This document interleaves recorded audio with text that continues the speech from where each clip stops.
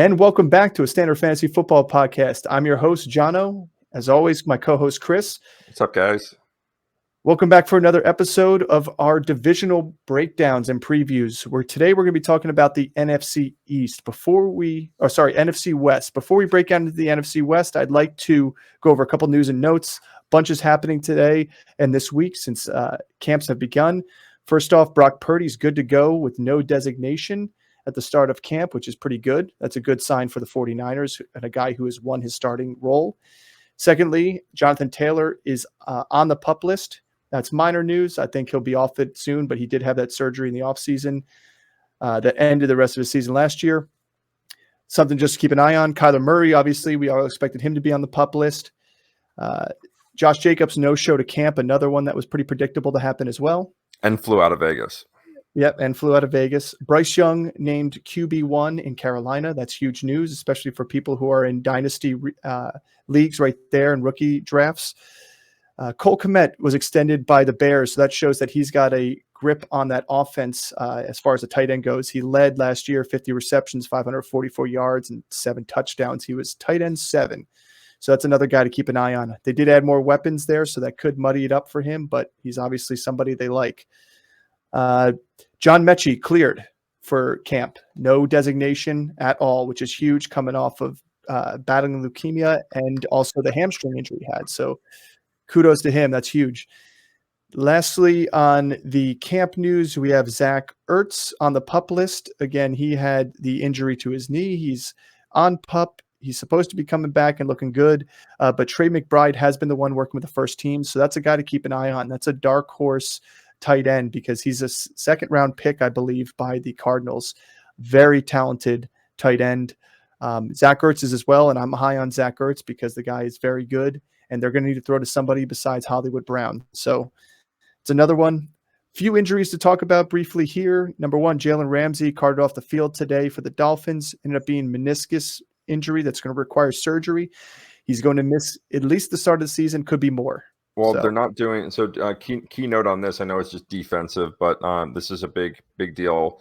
He's going to do the repair and not the removal. So this is going to be a longer surgery. So he's going to miss a majority of the season. He is going to be back this season, but he's going to miss this. That recovery is a much longer process than just a removal. Yeah, and he already sent a tweet out saying, talking about the end of the season and come back there. So Garrett Wilson injury was downplayed today on the field as well. And then the biggest one today, even though it's being downplayed as well, is Joe Burrow. He was carted off the field with what ended up being a calf strain, they're saying. And for those of you who don't know what a calf strain is, any strain is a tear of the muscle belly. And Chris, I'll let you go into a little bit more detail, but you know, you have 3 types of grades that you could have in a strain, and we don't know yet which one it is. So keep an eye on the news, but grade 1 is minimal torn fibers. Grade 2 is more severe, and grade 3 can be full tear, and usually full tear of the muscle belly. So the fact that he was limping off, he didn't put any weight on it, and he was immediately carted off, didn't seem like it would be grade 1 in my opinion. But I don't know, you having the medical background, working, in the field that you did at one point, give me a little bit of insight. Yeah. Well, I mean, I think the biggest thing that concerns me is the non-contact aspect of it. He was running and it looked like he went to go plant. The heel dropped and then he immediately had the reflex. I don't know. They're kind of downplaying it right now. They're saying it's just a calf strain. He was carted off. That might have been precautionary. But yeah, I would agree. I don't think this is a grade 1 tear. I think this, or a grade 1 strain. I would think that this is a grade 2. They're saying it's not Achilles, which is good. That's huge. That's season huge. ending though. Because the way it looked, if there weren't any news that came out, the speculation is he tore his Achilles. So yeah, I mean, this is we'll kind of see. They'll do an MRI tomorrow, and they'll see what kind of grade it is, and they'll designate him from that. And then we'll see in the next coming days what it looks like, but. The way it looks right now and the way the reporting is it doesn't look like it's going to be a major issue. But let's just say, but what's the timeline on like a grade 2?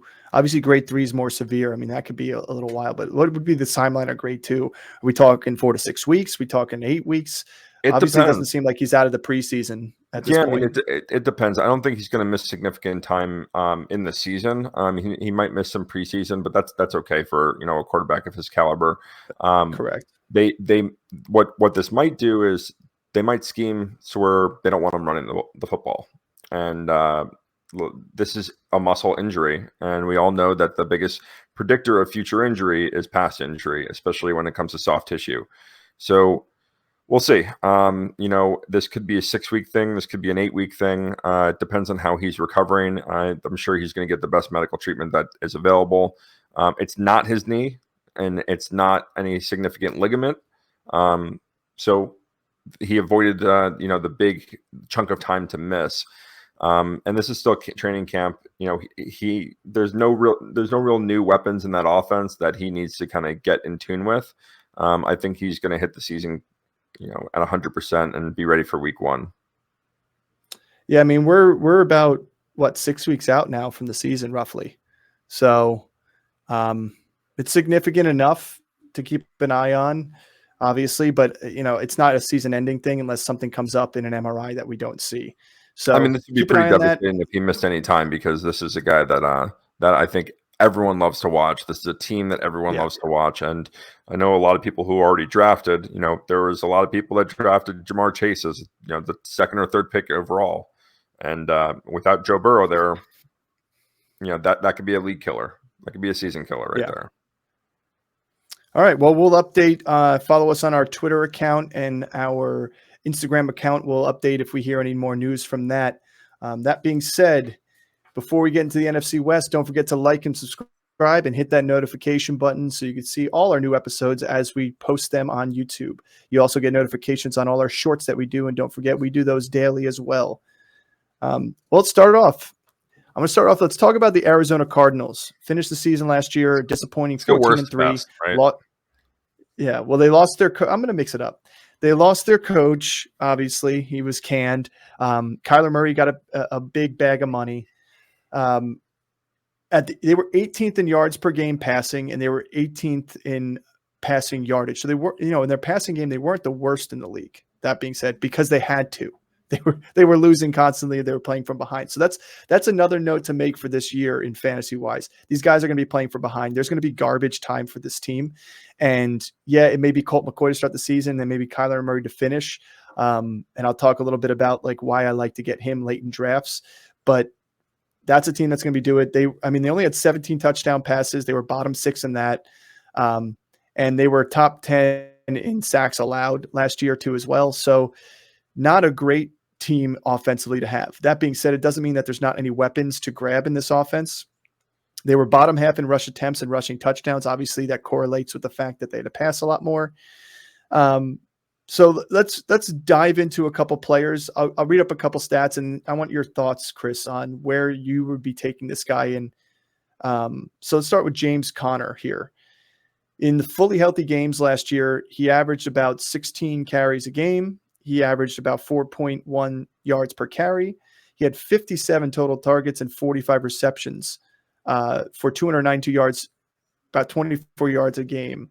But he finishes the RB20 in just 12 games. Where do you see his value going into this year? Do you see if he played a full season last year, I said that he probably would have ended up top 12 because he was just a pivotal part of that offense. But where do you see him this season? I mean, I think he's outside the RB1 category, but I think it's just he's probably in that 15 range.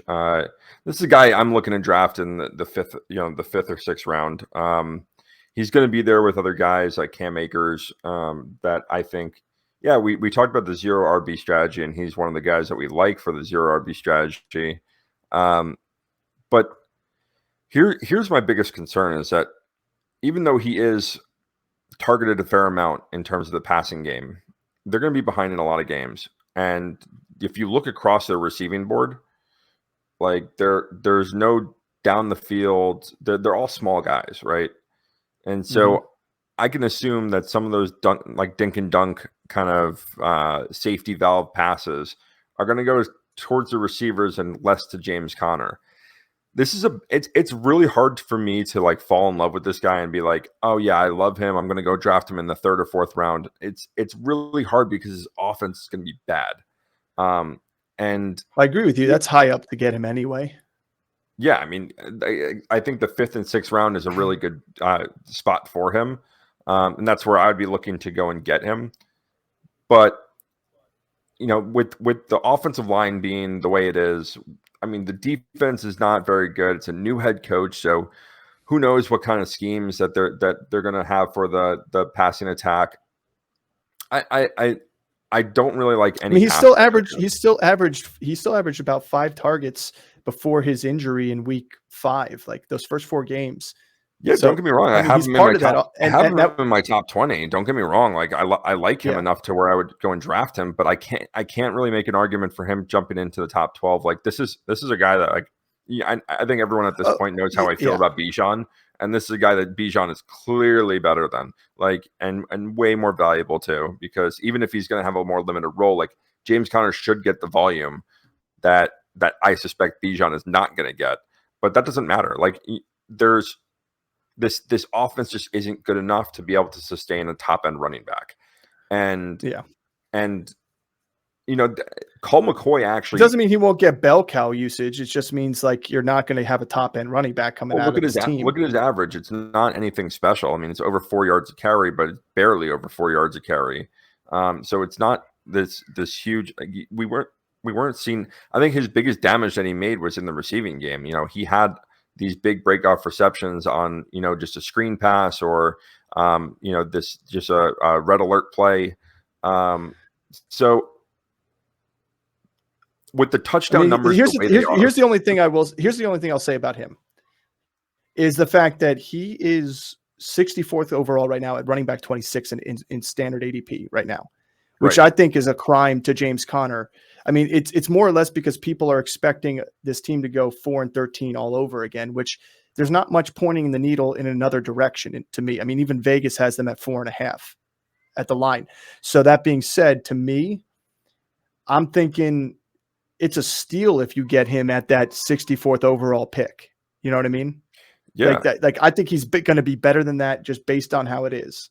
I mean, the thing is, we're expecting the Rams to be better. And if we're expecting the Rams to be better, we know what San Francisco is, and we think that Seattle can repeat what they did last year. And if that's the case, they're going to have two really good teams in their division and a halfway decent team in their division. And they're going to have to be chasing points, and that doesn't leave much for the running back. If they were in games, and we'll see when Kyler gets back, this can be a totally different team, right? Their offense could be a little bit more high powered. I would agree with you. I think Kyler's a guy that you can target late in the drafts, and that's kind of a steal, especially if you're in like a keeper league where no one's going to draft him in the top 6 rounds, probably in the top 9 rounds, and so you can go get him in the 10th or 11th round, and if he comes back healthy, he's going to be back next year. So holding on to him as a stash, and you can go and draft a guy like Derek Carr, Jared Goff, and then Kyler in the round after, and have a guy early season. And then if Kyler pans out, if this offense, does do something, and is not getting like poked with the proverbial stick to do something, then, Kyler could be a sneaky pick. There's a couple other guys I like as sneaky picks here and late round. Well, I mean, let's just talk about Kyler before we move on. I mean, Kyler Murray here, he's ADP 153. He's quarterback 23. That means there's 22 other quarterbacks that if you are grabbing one of them,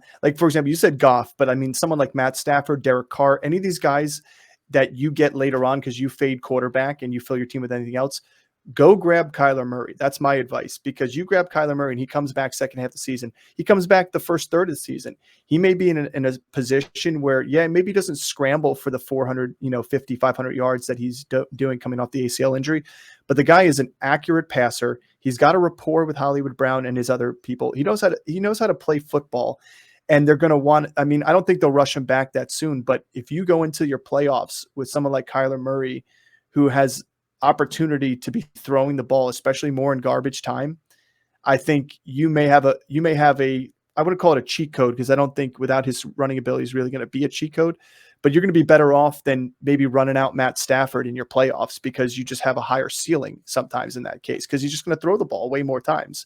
Yeah. But again, it is a sneaky pick to make.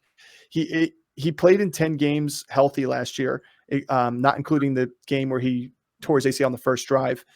And at the end of the day, he had 14 touchdowns, 7 picks. He's a good quarterback. He threw for 23.59 at that point. So he played a little over a half a season. He probably would have been close to 4,000 yards on the season just because the volume of passing at this team. Yeah, I mean, they're going to get that, and that's where I kind of like some of these receivers in a late round. I don't. If you pull up the ADP on Marquise Brown for me for a second, and then I'll talk about the other guys first, like Rondell Moore and Greg Dortch, where those guys are going to be essentially undrafted, or you can get them in the 14th and 15th round. And someone has to catch balls there, right? Like they're going to be behind in games, and someone's going to have to catch the balls. And if Marquise Brown is not going to be the only guy catching balls there, and with Zach Ertz hitting the PUP list, and I think Zach Ertz is going to be back, and I think he's actually a really sneaky tight end guy that you can get. I have a sleeper tight end for him too. Yeah, really, really late, and he's. I've got some good numbers for him as well. Yeah, we can talk about when Kyler gets back too, especially. Then I think Zach Ertz can be a guy that can really perform late in the season for you.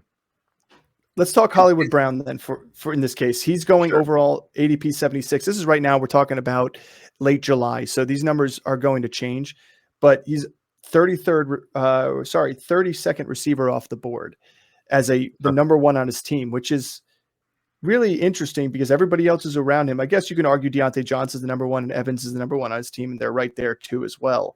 But everybody else right above him are all kind of 1B or 1A, or they're the number 2 receiver on their team. So he's not getting the love in a garbage time guy. And in the 6 games without D-Hop last year, and I'm going to hammer this home because I think Colt McCoy is a serviceable quarterback for this team. And I do too. Hollywood the ball. He had 64 targets, 43 catches, 485 yards, and 3 touchdowns. He had 10 targets a game, seven catches a game, and he had roughly an average of 80 yards a game.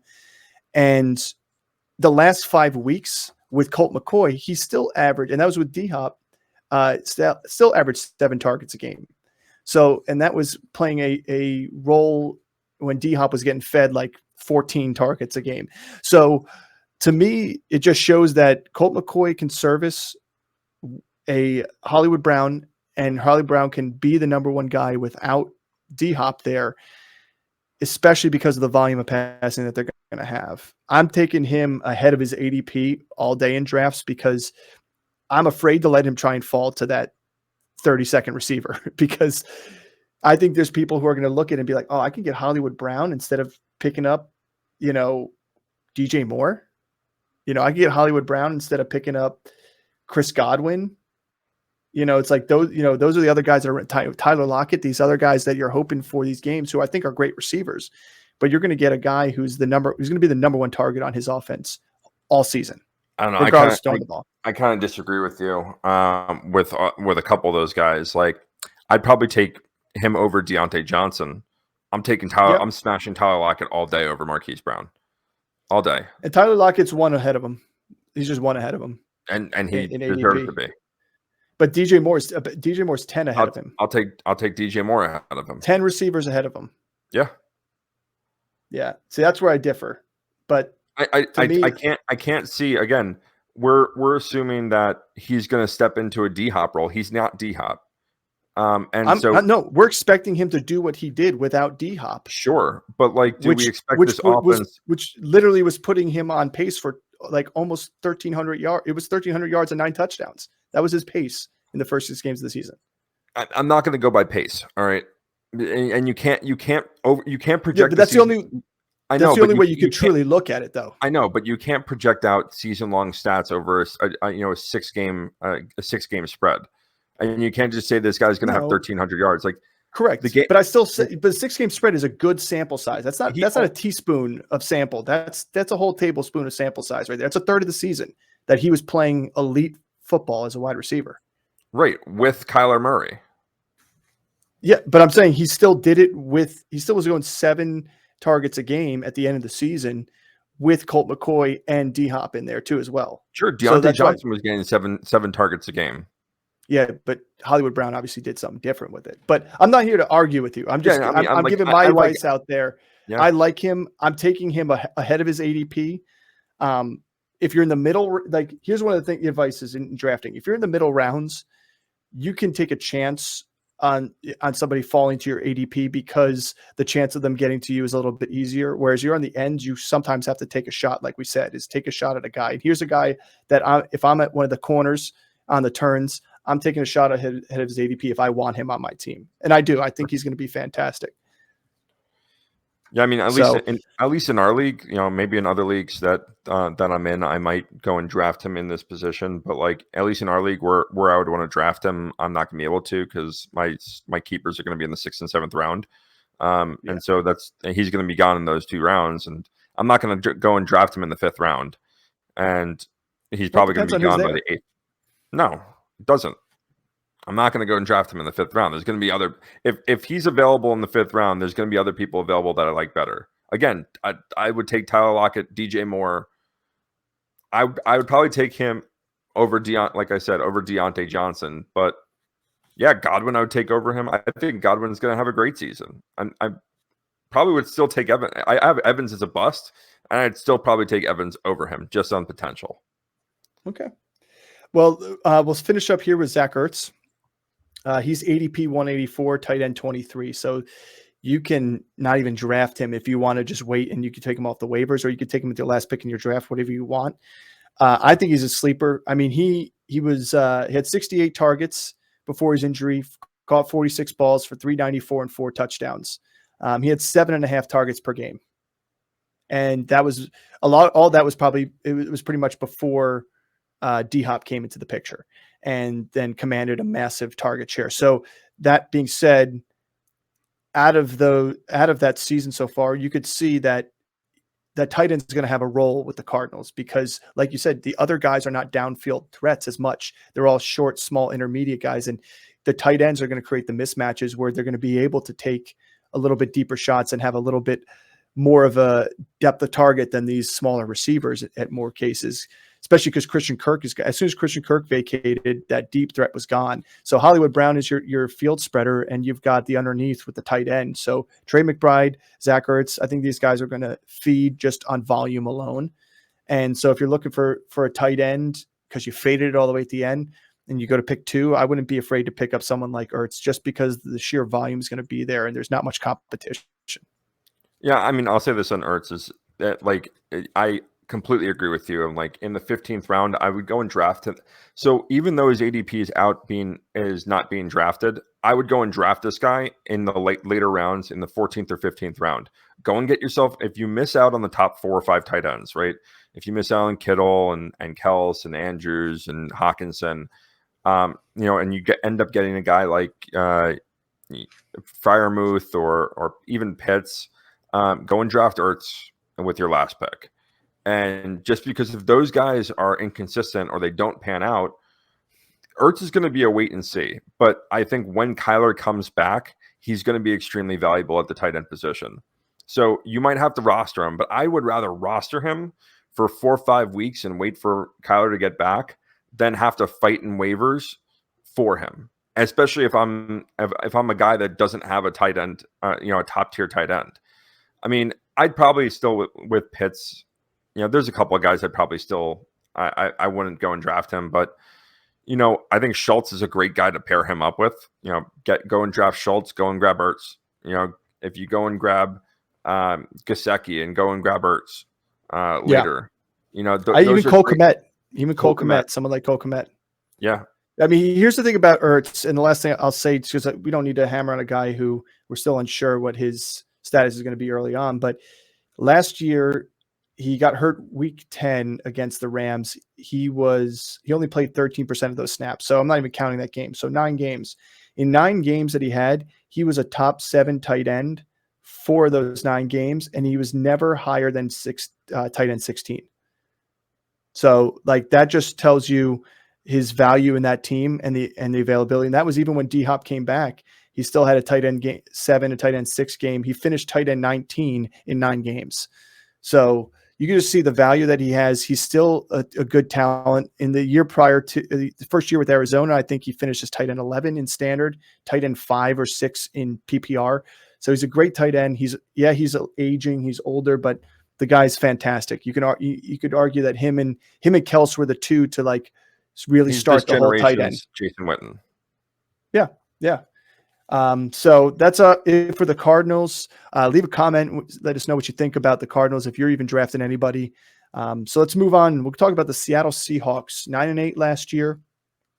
They were 18th in rushing yards per game. They were 12th in passing yards per game.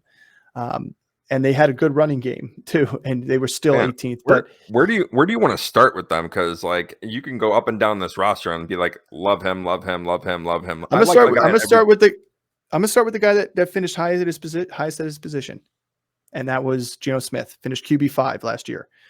This year he's got a QB 15 ADP of 113 overall. He had 572 attempts last year, which is a monster number of attempts for almost 4,300 yards, 30 touchdowns. He ran the crazy stat that surprised me was he ran for another 366. Like I thought that number was going to be lower than that when I looked at his rushing yardage again. He had 12 multi-touchdown games throughout the whole season. That to me is a real big stat line for me because you can't say that about a lot of the quarterbacks out there. A lot of quarterbacks had a 1 touchdown game, a no touchdown game. Even some of the top guys we talk about, he had 12 multi-touchdown games total in his 17-week season. So I like him again this year. His team got better, if you could believe that, in the fact that they added Jackson Smith and Jigba, who we'll talk about briefly. They added another weapon at the running game to assist with Kenneth Walker. But Geno Smith, and a great pass catcher out of the backfield. The question I have to you, though, is did Geno Smith hit his ceiling this past season? Listen, like that's the biggest question. So. That's what everybody has to ask themselves. And here's actually an interesting argument in for Pete Carroll is that we talked last week about Russell Wilson and how we don't think he's going to get better because he proved his entire career that he was a certain player, and then he goes out to another team outside of Pete Carroll and he doesn't perform well. And then Geno Smith, who we think is just a career backup guy, goes to Seattle, starts, and all of a sudden is the number 5 fantasy quarterback. So, I mean, I would think that he's going to end up being a top 10 again. I don't know if he's going to finish as high as 5, but I can see it happening. If you have an injury or two at the top guys, which is what happened last year. Yeah, and I think other people had down years last year. I mean, Aaron Rodgers had a down year last year. You had injuries from Lamar Jackson. So I think that he could slip there, but I still think he finishes as a top 10. And you just said it, like, look at the weapons that they added around him. Like, it's not like DK got any worse. DK is just a freak of nature. And Tyler Lockett is Tyler Lockett. He's the Nick Chubb of wide receivers.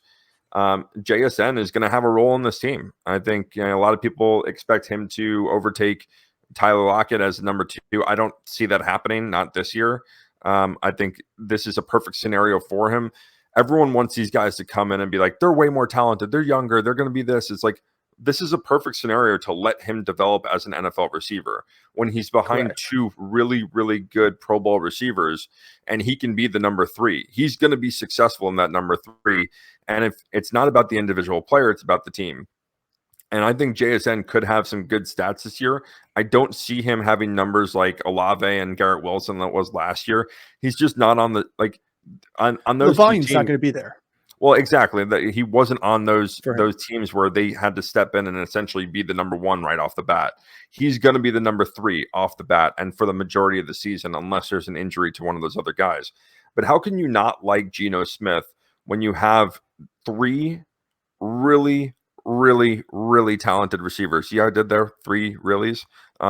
Because they're really, really, really talented. You're crafty, Chris. You're crafty. Chris. But these 3 guys, I mean, they all bring different things to the table, but they all have down the field speed. They all can win 50-50 balls. I mean, you don't think Lockett as like a big go up and get it receiver, but you look at the 50-50 balls that he's had over the years, and he's really great at them. And he's a huge down the field threat. He's going to probably go for another 1,008 touchdowns, just like he does every year. DK is going to be DK, who's just a monster in the red zone. The only position I really don't like here as a pass catcher is the tight ends, just because they have three guys that are pretty competent.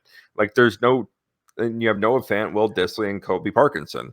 Well, when you throw the three of those guys out there and JSN is in the slot, or he's an outside guy and Lockett's in the slot, there's going to be a mismatch for one of those receivers.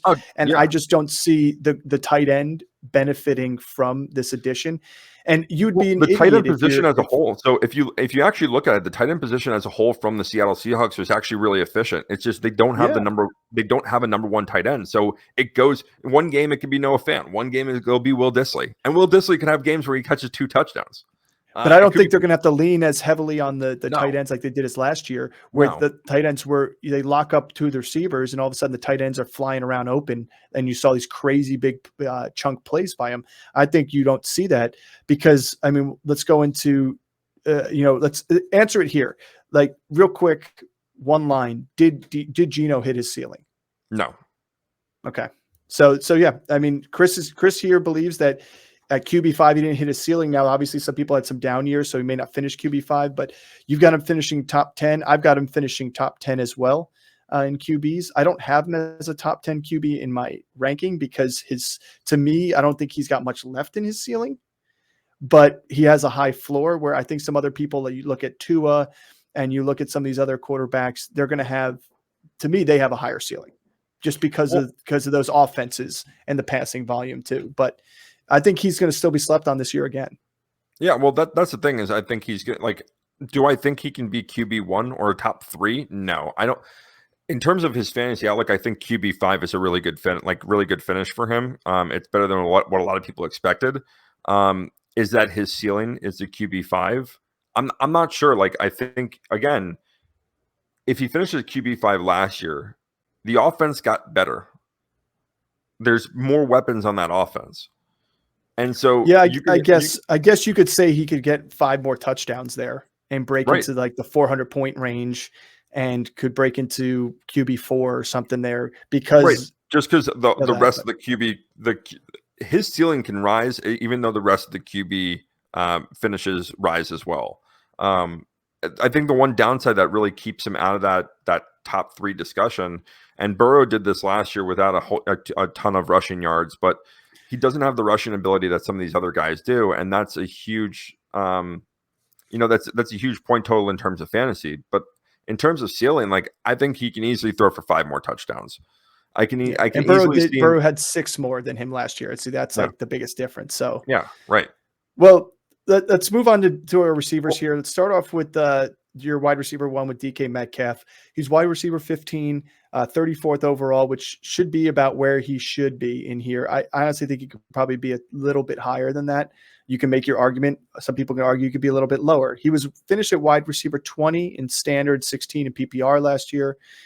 His touchdown production was down. That's really what it was. But it wasn't for lack of trying. He was the number 2 red zone target amongst wide receivers last year. Yep.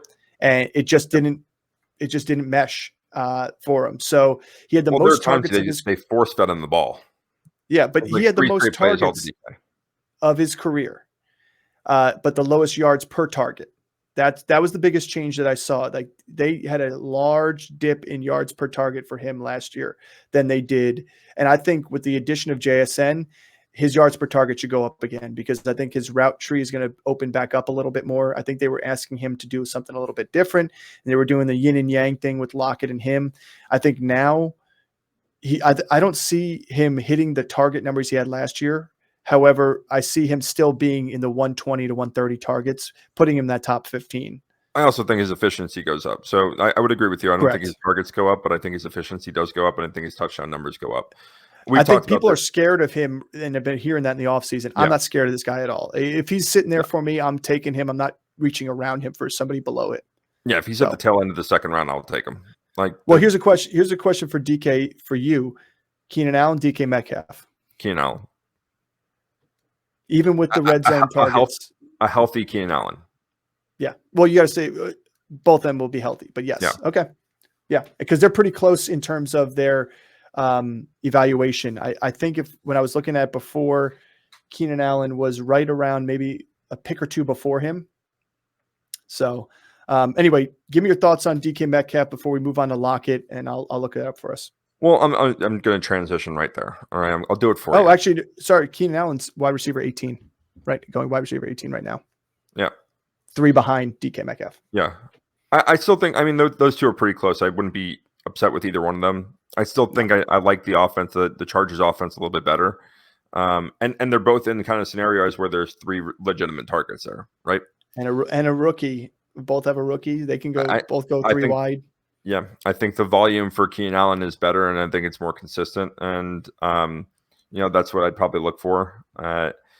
And we've talked about this too. And this is my segue into Tyler Lockett. All right, so we talked about the value pick and on how you can get Tyler Lockett 4 rounds after him, and that's what I would do. That's my plan too. That's my argument of why not to take DK is like, right. Why not go for, like, again, it depends on what the makeup of your team is before you get to that round with DK, which I said was 34 overall. So that's beginning of the 4th round. What you did in your first 3 picks could dictate that. If you need a wide receiver 1, because you went running back heavy, or 2 running backs, a quarterback, tight end, whatever makeup, then taking DK is perfectly fine. Right there is your wide receiver 1. But if you already have a wide receiver on your team and you need a running back, or here's a chance for you to grab one of the top quarterbacks, Lockett is a diamond in the rough in that later rounds. I mean, literally 31st wide receiver. He's a whole 15 more wide receiver picks. I want to clarify. If he's there at the I said if he's there at the tail end of the 2nd round, I meant the 3rd round. If I'm at the tail end of the 3rd round, I would go and grab him, not the 2nd round. But yeah, I mean, if I have Tyler Lockett, if I want one of these receivers, it's probably going to be Tyler Lockett, and I just love his value for where you can draft him. DK, it's not that he's too rich for me. I would still love to have DK on my team, but he's going. It depends on who else is around there. Like in my 3rd and 4th pick, like I want guys that are going to be really stable, that are going to have high output, and I can get the same exact numbers from Tyler Lockett 3-4 rounds later. And in terms of last year, it was better numbers. Yeah. In terms of that, because Tyler Lockett finished wide receiver 13 last year. Yeah. And I mean, I even love JSN this year, where, again, he's one of my rookie candidates that I think can come in and make a huge impact. And again, Dynasty, I think he's a great pick in Dynasty. He's going to be a great receiver in this league. He can run all the routes, but just in terms of volume and opportunity, he's not going to have it just because there's 2 guys in front of him that are legitimate superstars. And I don't care what if people are gonna hate on me for calling Tyler Lockett a superstar, he is. I mean, you look at his consistency over the last 5 years, and that says it for you. When you have guys like this, like, again, you can't, like, it's shiny new toy versus the guy that's done it for his entire career. And I don't need a guy that's gonna be flashy to win leagues. And Tyler Lockett is a guy that can absolutely win leagues because he can put up monster numbers. Well, he wins leagues because of where you get him. Exactly. Like some people last year had him as their flex position or wide receiver 2. So imagine pairing him with the likes of, like, say somebody who got Jefferson and then was able to get someone like Jalen Waddle, and then all of a sudden you have Tyler Lockett in your flex. The weeks you put together with those 3 alone could win you week after week after week. So the fact is he had 6 games with a touchdown in a row last year, which is monster. It's massive. He finished with 8 touchdowns, but 6 consecutive. He's been a top 16 wide receiver in fantasy since 2018. That just says it enough. He's a very good football player, period. He's been ahead of Metcalf on yards per game as well. In my opinion, I like both of them. Metcalf is going a whole 35, 36 picks ahead, if not 40 picks actually, than Lockett right now, which is a lot. So that just says, see where the value is. Again, what your team makeup is. If you can wait for Lockett, go ahead. And then if you miss on Lockett, I would take, like Chris said, a chance on JSN. The guy was the number 1 wide receiver out of this class. He was heralded to be the number 1 wide receiver out of this class. That's all they talked about coming out of this college season, going into the draft. And you knew whoever was going to draft him was going to be using him, because just the way these rookie wide receivers have been used in the past, they all start their seasons off slow and they all finish with a bang. I expect the same thing here with JSN. It just may be a little bit slower of a start than your Jefferson, your Chase, and other guys, because they aren't going to be the number 1 guys there. But you could see a similar thing to Jamar Chase, because you could say, well, you had Higgins there and you had Tyler Boyd there, two veterans already that were successful. And now you add in Jamar Chase, who's a rookie. But Jamar Chase didn't have DK Metcalf, like Mr. Alpha wide receiver in front of him. And he didn't have the veteran, crafty wide receiver in Lockett. So I still like JSN. I'd like to grab him if I don't get one of the other two, 100%, because you want a piece of his offense.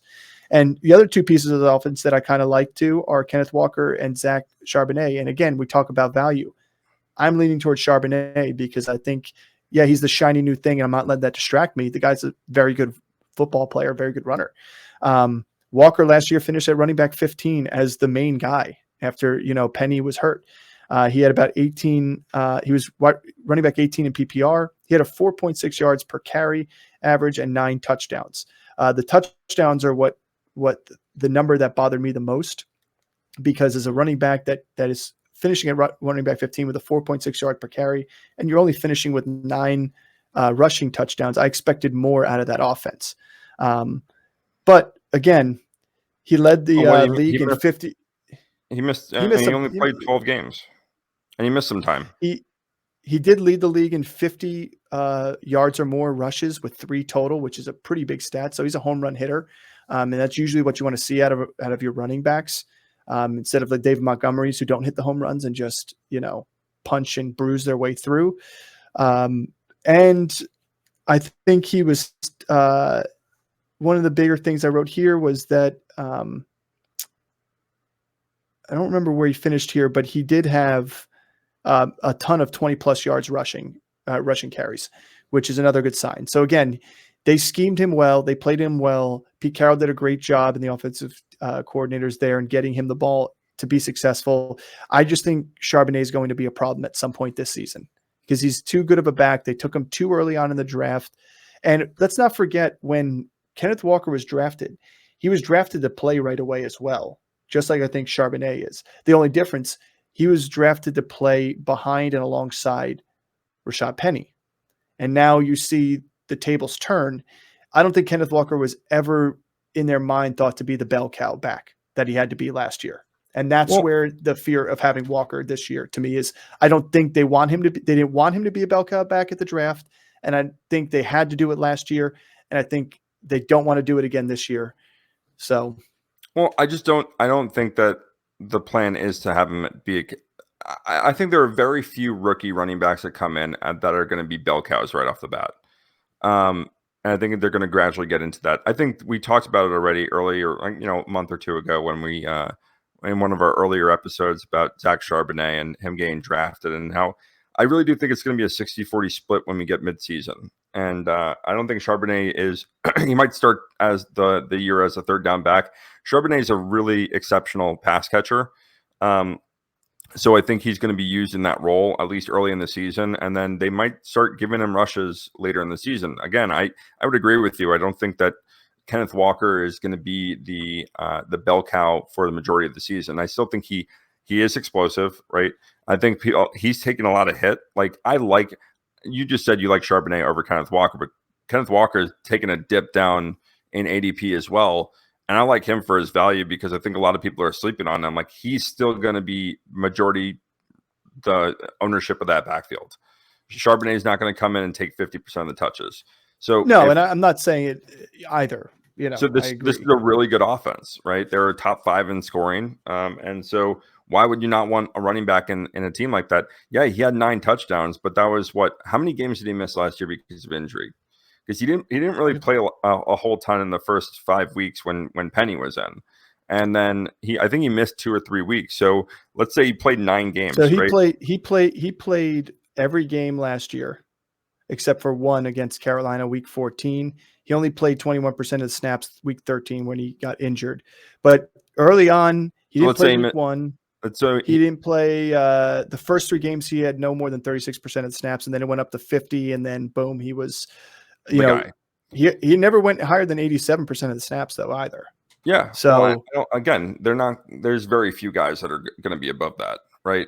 Well, I guess here's a good point. Here's a good point though, that you may talk about 60-40 split. He finished as RB12 with a 57% snap count on week 17 against the Jets. He had 133 yards and 9 receiving. And then he had another close one at 69% snap count. He was running back 5. He had 97 yards, a touchdown, and another 13 through the air. I mean, you hit it. He has the home run ability. Like he can break off. He can break off the long run, and he's going to be healthy. And Charbonnet is a great addition to him. I don't think that it's going to be Charbonnet that comes in and is be like, oh, he's going to command the backfield at this point. So I think the slipping in Kenneth Walker's ADP makes him kind of very attractive to go and draft.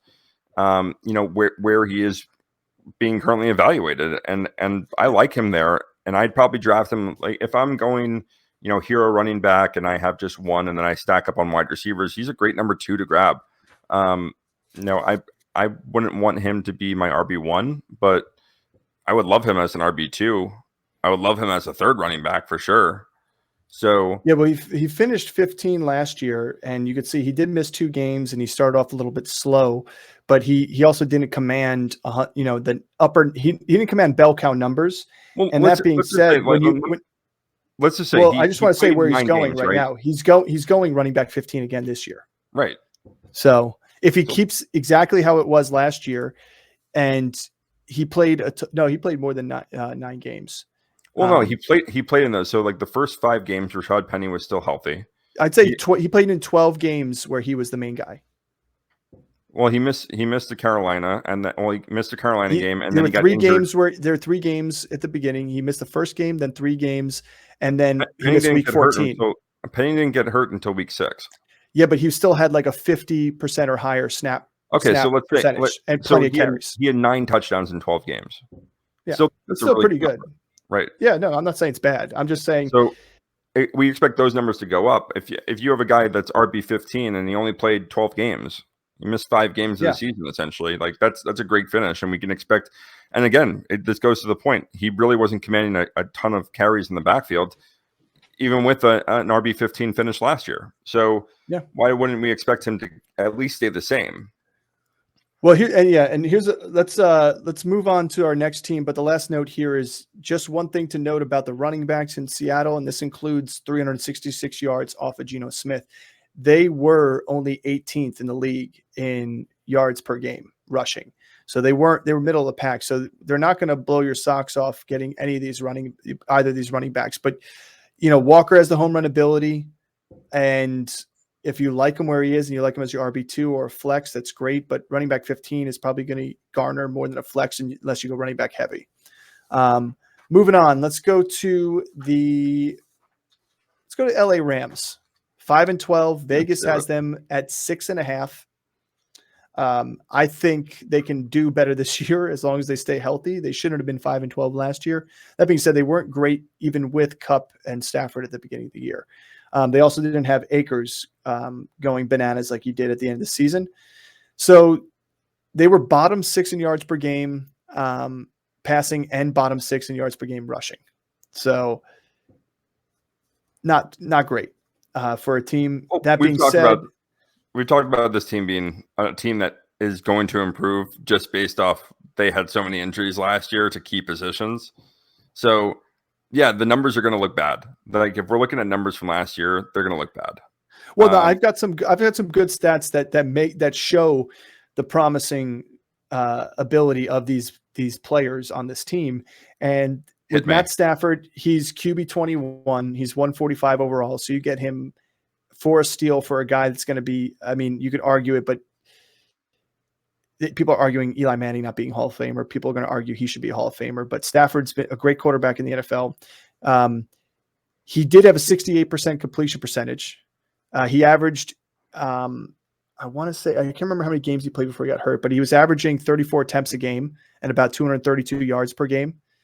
So he was very similar to Geno Smith in that time span while he was playing. Like Geno Smith's numbers, pretty much on par.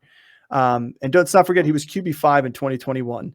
So to me, Stafford's a guy that I'm not jumping out to grab.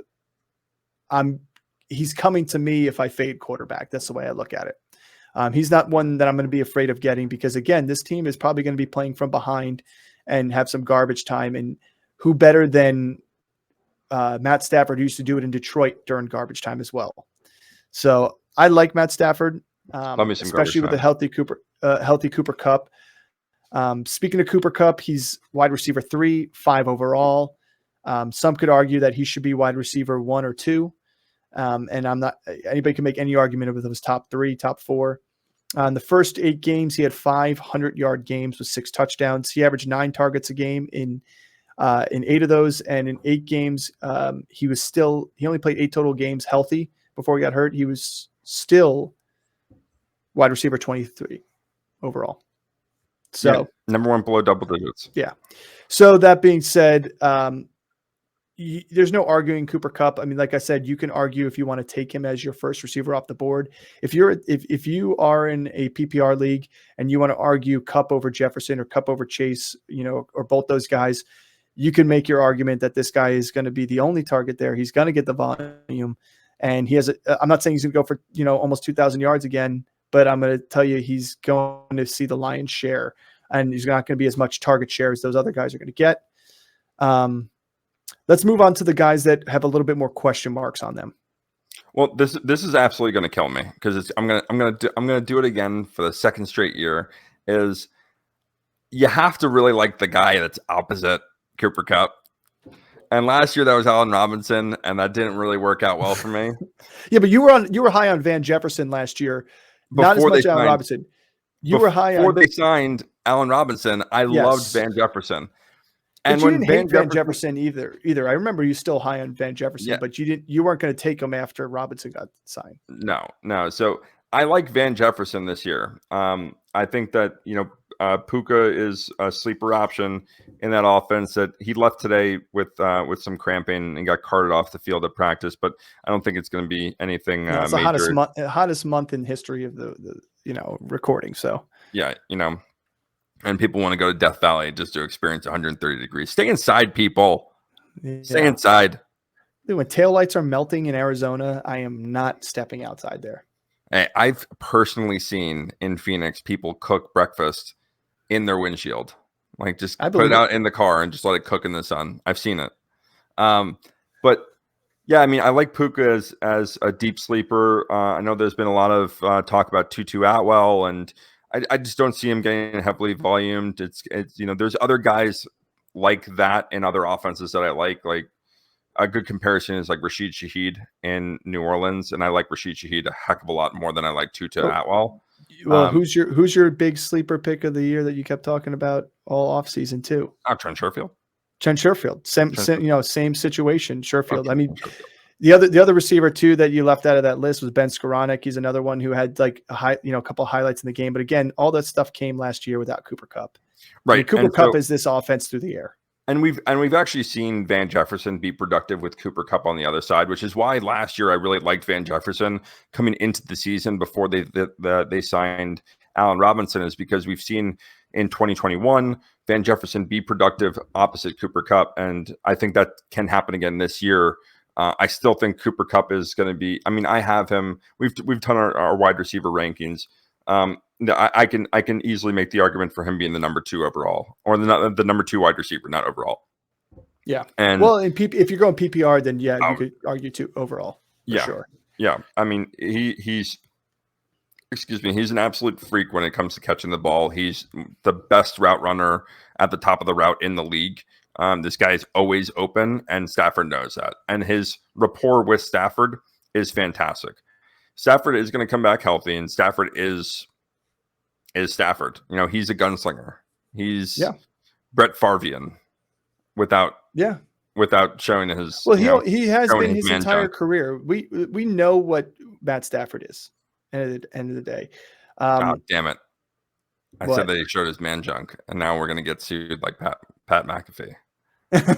Defamation, baby. Defamation. Oh, Brett Favre. You got bigger things to worry about, bud. Thanks for the 1 year with the New York Jets, bud. So, all right, let's get off the receivers because we said we love Cooper Kupp. I think Van Jefferson is a good wide receiver too to go with. Let me pull up where Van Jefferson is actually going because that may give us a little bit of insight. 13th round. Yeah, he's down there. He's past Tony, Quentin Johnson.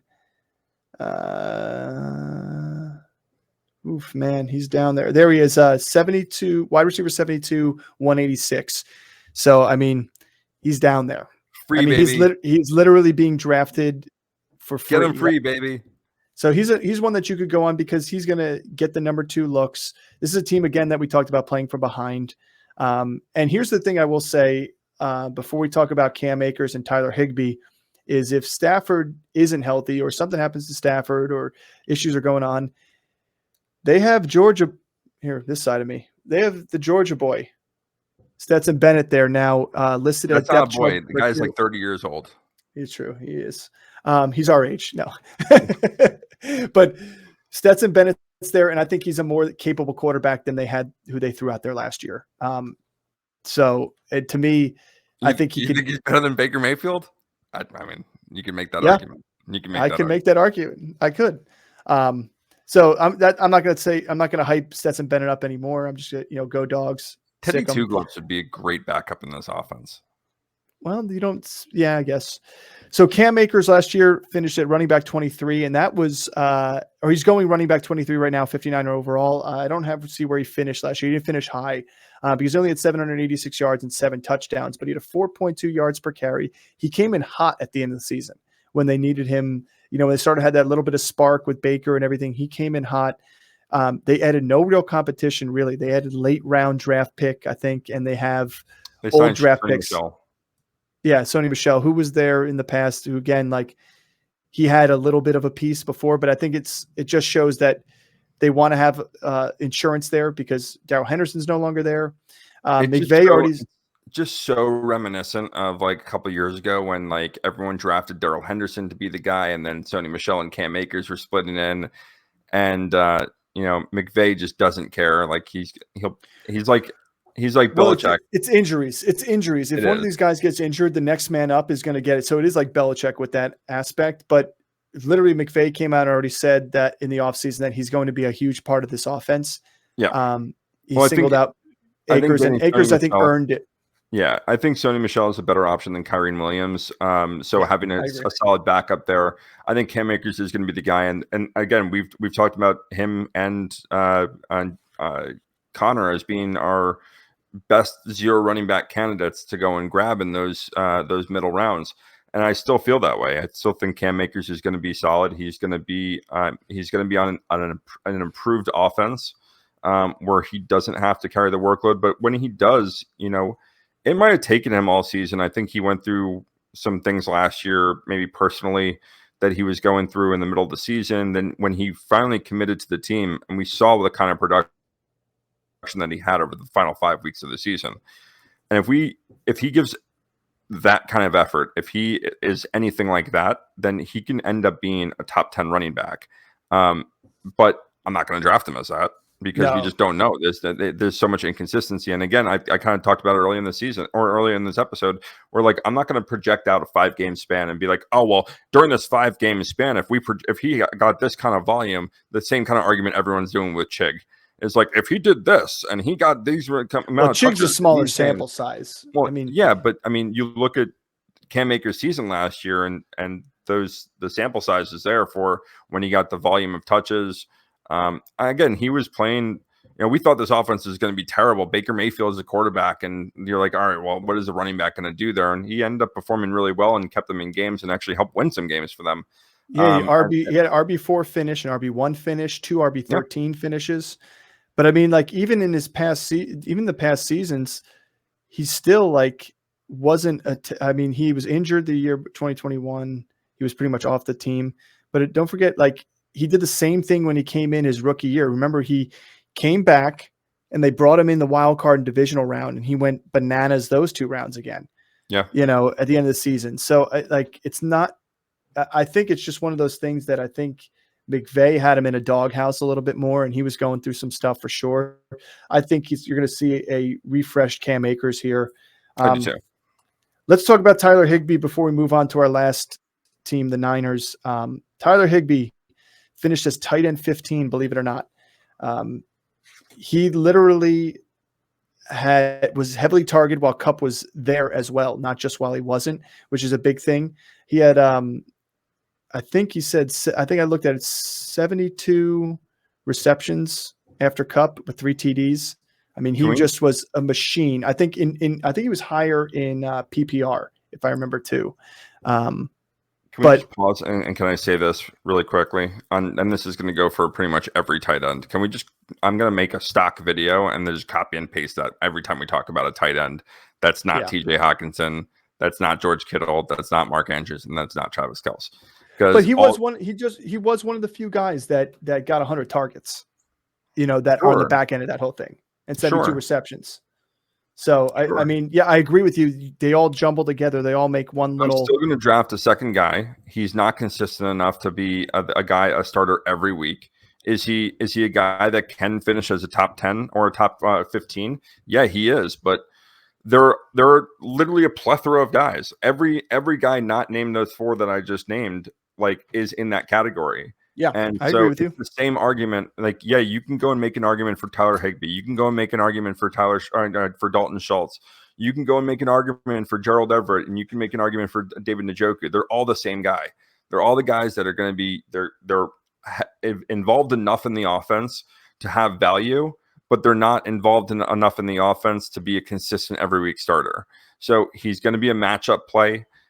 He's going to have weeks where he's going to dud and do nothing, and I think, especially on an offense where Cooper Kupp is going to have 15 to 20 targets a game, it's hard for me to love. There are going to be weeks where Tyler Higbee is going to be like, Tyler Higbee is back. He's gonna be the guy every 10 week. 10 targets, 8 catches. Yeah, and then you're going to start him, yards. and he's going to have one point. And that's the reality of the tight end position. But it's any of them after those top 4, because Evan Ingram did that. They all done that. So I'm just making the point here for everybody. Don't overlook Higbee in this offense, because he was a pivotal role for them last year when they needed him, and I think he's going to still hold the role this year. Again, he's still a tight end in a volatile market. So let's move on to our last team, 49ers. 13-4 last year. Vegas has them at 10.5. So Vegas isn't too high on them. I thought that would have been a little higher, but 10.5.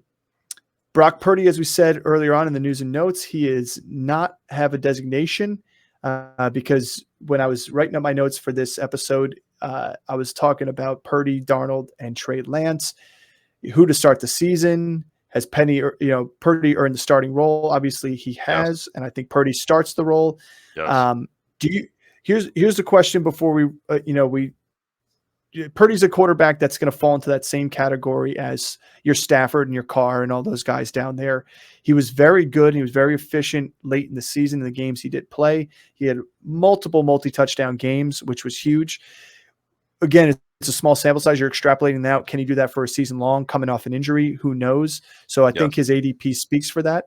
But he's got the players around him that we're going to talk about to do it. Do you think they go to Trey Lance, or they put a package together for Trey Lance for some rushing ability or anything like that? No. Why would you when you have Christian McCaffrey and Debo? Why? Correct.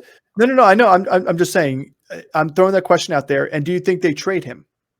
Do you think they try and trade him? No, the market's not there. Yeah, I think it was a bum pick on their end. It stinks. I didn't like it when they traded up for him there. Why? All things lead to good things, and it led to them drafting Brock Purdy. Yeah, that's a good point. So anyway, I like Brock Purdy. I'm taking him down in that, like I said, in that group of guys down below. I think quarterback. What I think is a significant news about Purdy starting the season is I actually would, we talked about our tight end rankings where I had Hawkinson over Kittle, and I think I would have Kittle over Hawkinson now. Now that Purdy started the season. Hawkinson. Yeah, I know you did. I'm getting happier. I'm getting higher on Hawkinson though. I'm still not shifting the numbers around because I'm still putting Waller up at 3 because of just his ceiling. But I know you don't like that, but I do. But I think 3 games played. I do like Hawkinson, and I think Kittle here. We could talk about Kittle now. He was tight end 4, or he's going tight end 4 overall, or 52 overall in ADP. He was 3rd in yards after the catch for tight ends behind Kelce and Hawkinson last year. So that was one of the numbers that made me stats. a little higher in Hawkinson. Yeah, go look at the stats on Kittle with Purdy, and he was heavily targeted. And again, we talk about Debo just being a guy that we don't like and we're staying away from this year. And I think that's a general consensus. Like he's again, this goes without saying, he's a freak athlete. But I think in terms of this offense and how they want to run people in this offense, he's the odd man out. I think Ayuk and Kittle are the guys that benefited most from Purdy coming in and playing. And this offense is going to revolve around running the football, and that's with both McCaffrey and Elijah Mitchell. And it just wasn't Purdy; it was also McCaffrey coming in too. Like you just said, of course, Christian McCaffrey in the running game makes a huge difference. Of course, but in terms of Kittle, you look at his production, and him and Ayuk really stepped it up with Purdy, and they were heavily targeted down the field. I mean, you had Kittle have I think 2 or 3 multi-touchdown games with Purdy. He had 3 in the last 4 regular season games. Multi-touchdown games. Multi-touchdown. Yeah. He was a ghost in the wild card division, though. Really. Oh no, never mind. Divisional round, he did have 95 yards, bit of touchdowns, but he did have a 95-yard game. That's where the competition gets stiffens. So. Yeah. And then let's not even talk about the championship game. Yeah, I'm not even talking about the conference championship game against the Eagles. That's kind of BS. Where McCaffrey. We both have Kittle as our number 2. Like you're ranking him with Purdy as your number 2. I have him as my number 2. I like this guy.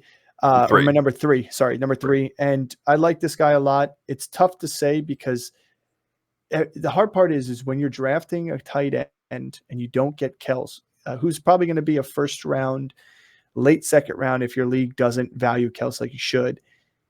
The question is always, where do you draft Mark Andrews? How far does he fall till he's worth taking in that round? And to me, I agree. It's like Andrews and Kittle and Hawkinson and to me, Waller, and I know not Chris, but those guys in that span, they're not round 2 picks to me. Like you're not taking those guys in round 2. And if you are, you're sacrificing something. So Kittle's somebody, if he falls to me in the 4th round and I've already got myself a pair of running backs and a pair of receivers, and I don't want to get maybe one of the top quarterbacks or I don't like the receivers around him, the value that's going to be there for him, I take him there. I would definitely take him there. But I'd rather take Kittle in the 5th round if I can, early 5th round and be happy with taking one of the top 5 guys. But I'd rather take Christian McCaffrey in the 5th round too. But the truth is, he's not going to be there. It's not going to be there. So it's like, are you going to be the guy in your league that jumps up to take this guy, and how long you're willing to wait? That's what you got to ask yourself when drafting tight ends. Yeah, after Kels, really. I think those are the 4 that are worth it that we talked about, and this is actually a tight end we can dive into. And you can make the argument for him being in that value. In the top 4 rounds, I think those are the 4 guys that you would want to draft. Kels is a round 1 guy. And you can make the argument for Mark Andrews being a round 2 guy. I can see it. If Lamar Jackson's healthy, there are other pass catchers there, and Mark Andrews is still going to be the guy that's going to be volume. He's a great pass catcher. He's great in the red zone. And then same with Kittle and Hawkinson. Their upside is just so huge from a standpoint of there's only 4 guys at that position that are consistent or semi-consistent. And those are the 4. And they're worth a 4th round draft pick. I mean, Kittle and Hawkinson are 100% are worth a 4th round draft pick. That's what I'm saying. I like them in the 4th round because you literally get the value. The wide receivers around them in the 4th round are going to be equivalent to the output they're going to be able to give you. Here's the argument is you can go and get a receiver. So if you're sitting there in the 4th round, the receivers that you can get in the 5th round are going to be comparable to the 4th round, but the tight ends you're going to get in the 5th round and after these guys are not comparable to them. Goddard and for me Waller is not comparable to Kittle or Hawkinson or Andrews. So 4th round, Hawkinson's in there. Obviously, you're looking at most like Amari Cooper. You're looking Debo Samuel. You're looking at Keenan Allen in the early 4th round. Then you got George Kittle at the beginning of the 5th round. In this one, they have a 52 overall. But DeAndre Hopkins, McLaurin, they're all around him. So like after you go down there and you get a little bit further and you're talking about Drake London's, you're talking about Mike Williams, Christian Kirk, you're talking about Dallas Goedert at that point and the tight ends past that. So like you really got to be if you want to take the value, you want to get one of the top tight ends to have a every week starter. Yeah, where's the split? If you like, take Goddard versus Kittle, where's the split there versus taking a guy like Christian Kirk versus Cooper? So if you've got, I'm speaking just. Just hypothetically, yeah. So they got Kittle at 52 here, and they've got Goddard at 68, Waller 69, Pitts at 62. So there's a 10 pick, whole nother round, pretty much difference of those other tight ends after Kittle. And again, the wide receivers that are down there are still your big Christian Kirks. We're still talking about Tyler Lockett's. We're still talking about all those guys. I'd rather have those receivers than Goddard, and Right. Schultz and those tight ends. So that's a good argument to make, Right. is take your shot with Kittle, knowing that you got the good receivers in those other rounds too. Right. Speaking of other receivers, one of those who's in those rounds is Brandon Ayuk, and he's going currently wide receiver 30, 71 overall. Last year was a huge breakout season for him. His targets were over 100. He led the team there. He had eight touchdowns. He ended up wide receiver 15. He had a 22% target share, that's a pretty darn good number, but still not wide receiver 1 numbers. But again, you do have Kittle and CMC and Debo still. You got other people splitting that pie a little bit bigger.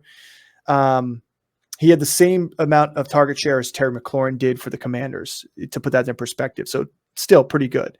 And he doubled Debo Samuel in receptions of 10 plus and 20 plus yards. He doubled Debo's numbers. And he's going to do it again. So again, with I think Purdy and him and Kittle have a connection, where they are. That's the kind of routes that Purdy likes to throw.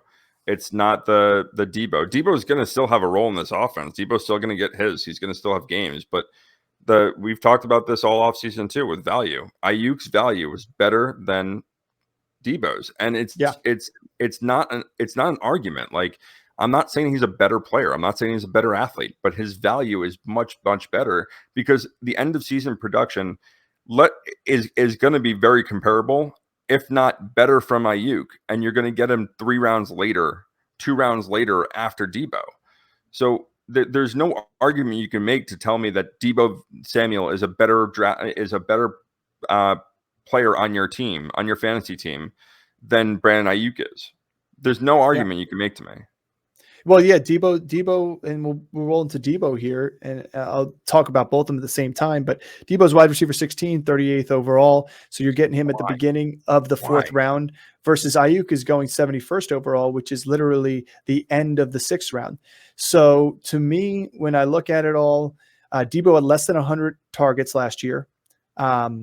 He went from 1,400 yards to 600 yards in one season. He had an 18.7% target share, so almost 4 points of percentage. His yards per target dropped dramatically, and I think that's what hurt him the most. It went from 11.7 yards per target to 6.3. There's no wide receiver 1 out there that's going to get you wide receiver 1 finish with a 6.3 yards per target. To me, I like Ayuk over Debo here. I think the ADP is skewed big time. I think Debo's a name. I think he's a talented athlete. Big time. But the thing to me is Debo's role that he had when he had the 1,400-yard season and he had all this work. And the problem with him is he's not going to be using the running game, because you've got 2 capable running backs. He's not going to be using a downfield threat, because Ayuk is better at that. And then same thing goes with Kittle over the middle. He's better at that. So they had to find ways to get him the ball, swing passes, screen passes, bubble screens, short outs, short, slants, and do stuff like that. But his yards after the catch dipped down so low because his yards per target was so low. He had people on him right away. He had no chance to get separation, which tells you a little bit about him in terms of getting separation too. This is a really bold statement, okay, that I'm about to make, is that I think the Niners would be better off trading him, not cutting him. I think he's still super talented, but I think his talent is better off on another team. Yeah, again, we just talked about they have better role players for what they want out of that position on their team right now. Chicago. Yeah, again, there's a ton of other teams that would really benefit from having him on their Yeah. team. I think he can be a wide receiver 1, a top end wide receiver 2. He can have the value where people are drafting him. It's just not on San Francisco because Ayuk is a better deep down the field receiver. They, like you said, they use Kittle, and then they use McCaffrey. McCaffrey's essentially we've talked about this. He's a better version of Debo. He's a true running back that can have elite pass catching ability. Yeah. So I don't think he's a great secondary option. Again, he's a great athlete. He's a great wide receiver to have on your team. I just think his efficiency in terms of fantasy production is going to be completely diminished by the fact that he's there and who else is there.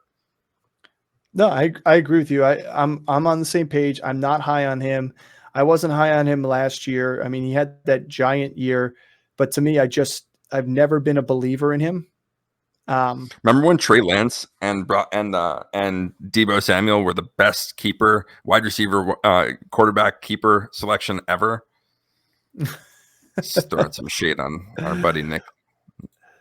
Well, listen, you can't throw shade on him. Who's the guy who's actually keeping Amon-Ra St. Brown? So, I respect it. Yeah.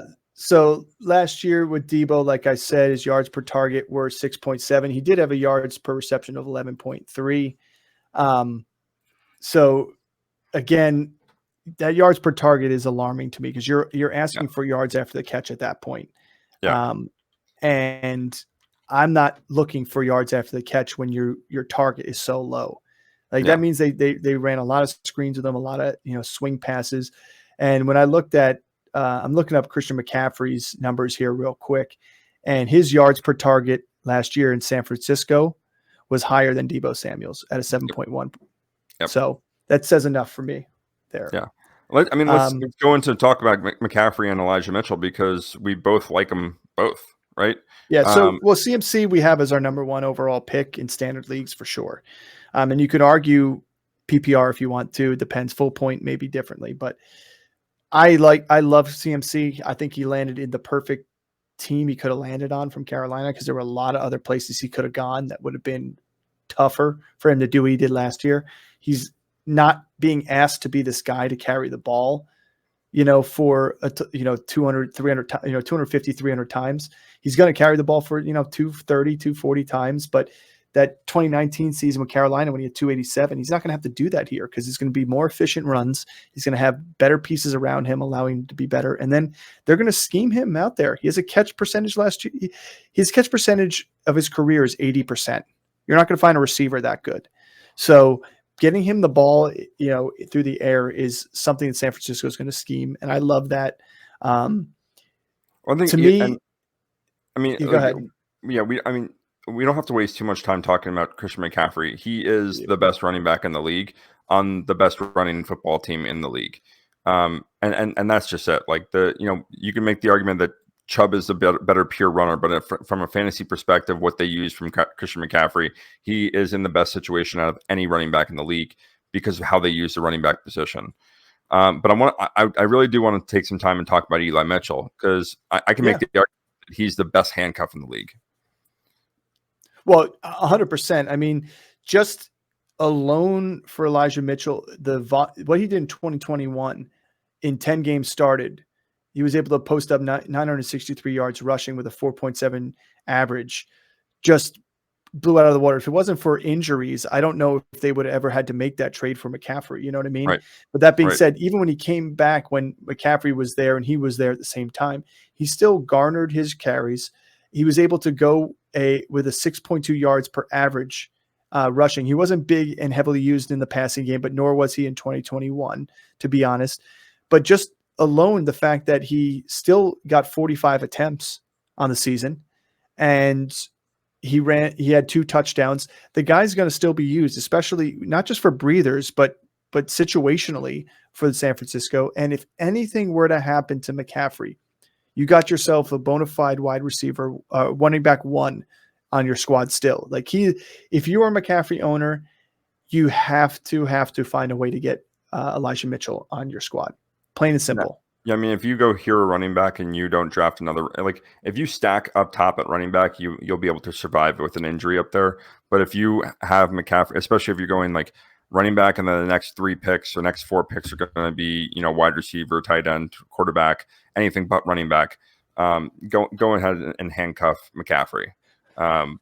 If you go and stack, McCaffrey, and then at the first overall pick or second overall pick, wherever he falls to you in those first two picks, in the second and third round, you draft running backs, you're going to survive just fine if you hit on one of those. But yeah, Eli Mitchell is a guy that instantly can take in, can step on in, and he's already shown it that he can be 1,000-yard rusher in this league on this offense. And this goes back to talking about McCaffrey. This is the best running football team in the league, and you want a running back there. It doesn't matter who it is. It's the same reason we drafted Mozart. It's the same reason we drafted Jeff Wilson Jr. It's the same reason we drafted these nobodies for years. Not nobodies. They're really, really talented guys, but these non-premier running backs we drafted because they're in the San Francisco offense. And now you have one of the best running backs in the league and on pure talent behind that line, behind that scheme. But here's one thing to think about too, and I think McCaffrey breaks the mold on this one. But who was the last running back for 49ers to run for 1,000 yards? Frank Gore. So it's been some time since that's happened. And I think it was back in 2016. Oh no, sorry, not 2016. That it was in Indy when he did that. It was San Francisco 2014 was the last time they had a 1,000-yard runner for San Francisco, I'm pretty sure. So, but again, they've also dealt with a multitude of injuries. I mean, look, 2014. Yeah, 2014. But if you look at what's happened to them with running back wise, is they've gone through kind of a carousel because of injuries. I mean, Elijah Mitchell wasn't in 2021 wasn't supposed to be the starter that season. It was supposed to be Mostert, and then Mostert gets hurt, and so Wilson comes in. Boom, is the guy there? Before that too, the year before, wasn't it supposed to be Mostert, and then it was Jeff Wilson Jr. Right. So they haven't had a chance. I think McCaffrey breaks the mold here. I think he has a good shot to hit 1,000 yards and reset that clock for the San Francisco 49ers. Yeah, so reset that clock.